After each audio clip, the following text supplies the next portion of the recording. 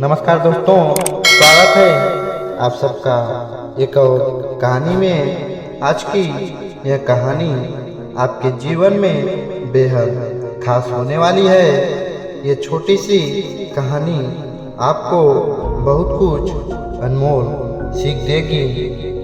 दोस्तों, एक पहाड़ की ऊंची चोटी पर एक गरुड़ रहता था। उसी पहाड़ की तलहटी में एक विशाल वृक्ष था, जिस पर एक कौवा अपना घोंसला बनाकर रहता था। तलहटी में आसपास के गांव में रहने वाले पशु पालकों की भेड़ बकरियां वहां पर चरने आया करती थी। जब उनके साथ उनके मेमने भी होते तो गरुड़ प्रायः उन्हें अपना शिकार बना लेता था। चूंकि गरुड़ विशाल पक्षी होता है और उसकी शक्ति अधिक होती है, इसलिए वह ऐसा आसानी से कर लेता था।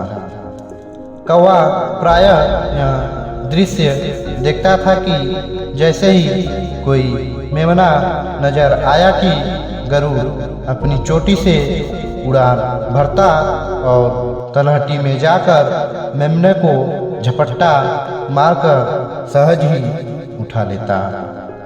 फिर बड़े आराम से अपने घोंसले में जाकर उसे आहार बनाता। कौवा रोज यह देखता और रोमांचित होता।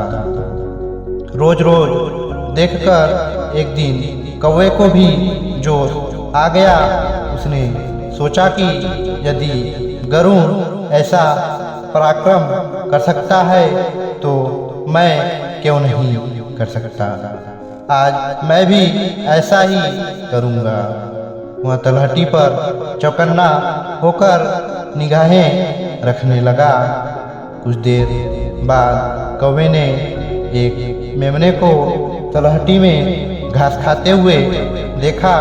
उसने भी गरुड़ की ही तरह हवा में जोरदार उड़ान भरी और आसमान में जितना ऊपर तक जा सकता था उड़ता चला गया।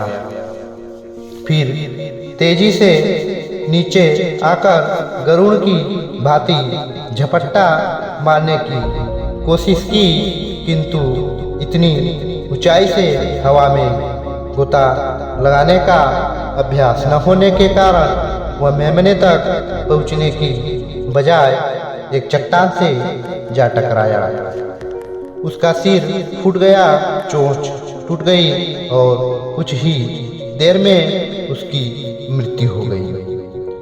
अपनी स्थिति और क्षमता पर विचार किए बिना किसी की नकल करने के विपरीत परिणाम भुगतने पड़ते हैं। इसलिए सदैव अपनी मौलिकता में रहें और विवेक युक्त अनुकरण करें। ईश्वर ने हर किसी को उसकी खास एबिलिटी के साथ ही धरती पर भेजा है। ऐसे में अगर हम अपनी एबिलिटी को छोड़कर दूसरों की कार्य कुशलता पर काम करने लगते हैं तो यही अंजाम होता है। इसी तरह हर मनुष्य को अपनी एबिलिटी यानी योग्यता की पहचान कर उसी पर ही आगे बढ़ना चाहिए। तो दोस्तों, आज की यह शिक्षाप्रद कहानी आपको कैसी लगी?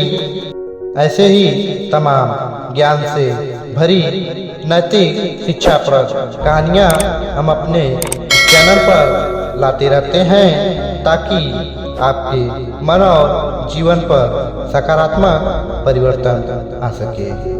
तो दोस्तों, आपको यह कहानी आज की कैसी लगी हमें नीचे कमेंट बॉक्स में कमेंट करके जरूर बताएं। और साथ ही साथ ऐसे ही रोज नैतिक कहानियाँ सुनने के लिए हमारे चैनल को भी सब्सक्राइब करना ना भूलें। आपका अमूल्य समय देने के लिए दिल से धन्यवाद।